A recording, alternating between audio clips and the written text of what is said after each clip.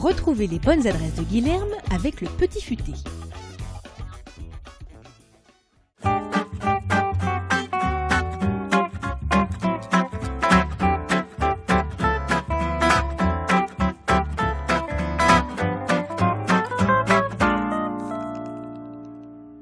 Bonjour et bienvenue dans les bonnes adresses. Aujourd'hui, je vous emmène dans le 18e arrondissement. On est au 10 boulevard de la Chapelle. On est à côté du métro aérien entre Stalingrad et la Chapelle, justement.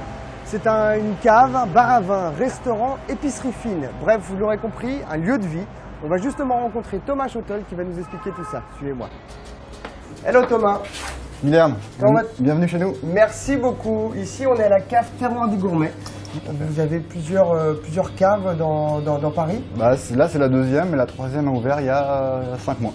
Voilà, donc, et alors si je dis pas de bêtises, toi tu viens pas du tout du milieu du vin en plus. Je suis ingénieur chimiste à la base, donc voilà, j'étais à Lausanne, et maintenant je suis plutôt dans le vin parce que c'est un produit qui m'a toujours parlé, mes parents étaient restaurateurs.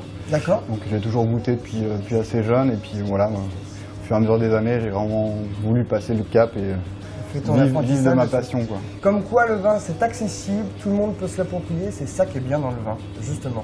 Alors parle-nous un peu des produits que tu présentes ici dans la cave Terroir des Gourmets. On fait une sélection, que ce soit sur le salé, que ce soit sur le sucré, que ce soit sur les vins, le pain, le fromage. Aussi, oui, bien sûr. Donc vraiment on essaye de valoriser un peu les différents terroirs. Je vois des bières, je vois du vin. Quelle est votre politique sur le vin justement alors? Alors sur les vins, on est vraiment plutôt sur les vins on va dire propres, les vins assez naturels mais qui respectent le terroir. D'accord. Que ce soit des vins assez précis, assez bien faits. C'est vrai qu'on aime bien les vins vivants en fait, les vins qui procurent de l'émotion et qui sont respectueux d'où ils viennent en fait. D'accord. La modernité de cet endroit comparé à l'autre cave que vous avez ouvert il y a quelques années, c'est que vous avez une partie restaurant. Oui, exactement. Mon idée c'était vraiment, il y a beaucoup de caves sur Paris, mais c'est vrai que quand on sert un beau vin, moi je trouve sympa d'avoir un plat aussi intéressant à mettre en face si on a un beau poisson, un beau blanc. Du coup c'est vrai que mon idée c'était vraiment d'aller un petit peu plus loin que les planches ou de vraiment proposer sur table quelque chose un peu plus intéressant. Exactement. Moi, ce que je te propose, c'est de te faire découvrir un plat qui marche bien chez nous, que les gens adorent, donc si ça te tente. Quand il s'agit de déguster, c'est toujours avec grand plaisir. Suivez-nous. Allons-y. Allons-y. Guilherme. Moi, je pose le casque sur moi. Bienvenue dans la salle de restaurant. Donc, comme je te disais, moi je voulais te faire partager ce plat. Ouais. Alors, en fait, c'est de la côte de cochon qui vient de l'Aveyron. C'est en bio. Ça a été fait des cochons nourris en plein air et nourris avec que des céréales locales en bio, quoi. Donc c'est vraiment un produit vraiment qualitatif. Alors du coup, avec quel vin tu mettrais ce plat? On va goûter la cuvée inconnue. Hein, d'accord. Pour accompagner ce plat. Sache que c'est une première, c'est la première fois qu'on nous met un vin à l'aveugle. Voilà. On va tester ça. Super, j'aime beaucoup la couleur en tous les cas. Donc tu veux me piéger, c'est ça l'idée. Ouais, j'ai vu que tout le monde te présentait le domaine directement. Donc exactement. Je fais appel à ta réflexion. C'est un est plutôt discret, on va dire. Mais la teinte est très belle.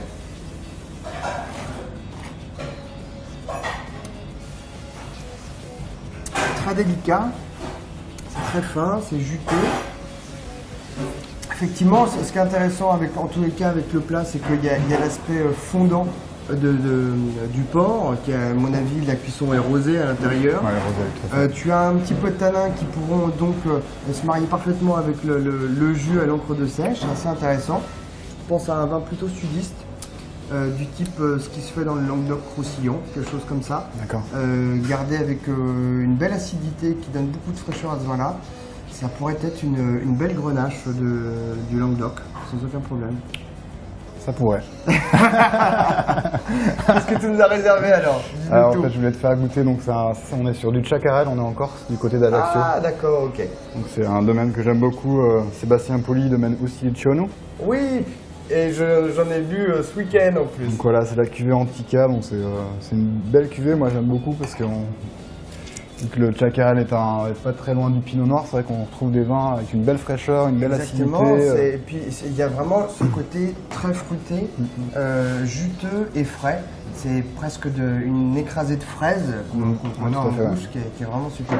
N'hésitez pas à venir au Terroir des Gourmets. Comme vous pouvez voir, vous pouvez aussi bien acheter votre pain, vos moutardes, votre beurre, votre fromage, vos jambons, ou encore venir y manger un bout ou boire simplement l'apéro. Vous serez très bien accueillis par Thomas et toute son équipe. Merci Santé, Thomas. Guilherme. Et à très bientôt. Au plaisir.